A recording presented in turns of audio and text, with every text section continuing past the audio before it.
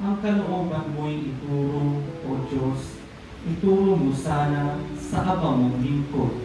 Ayon sa matuwid, ako ay turuan. Ituro mo, Poon, ang katotohanan.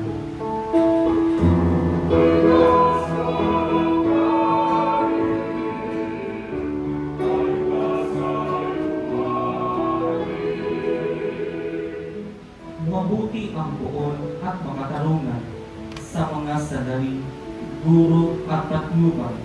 Sa mababang loob, siya yaong gabay at nagtuturo ng kanyang kalooban.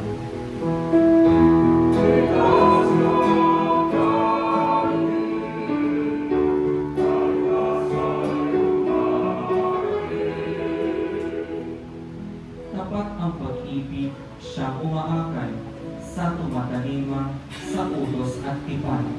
Sa tumatalima, siya'y kaibigan at tagapagturo ng banal na tipan.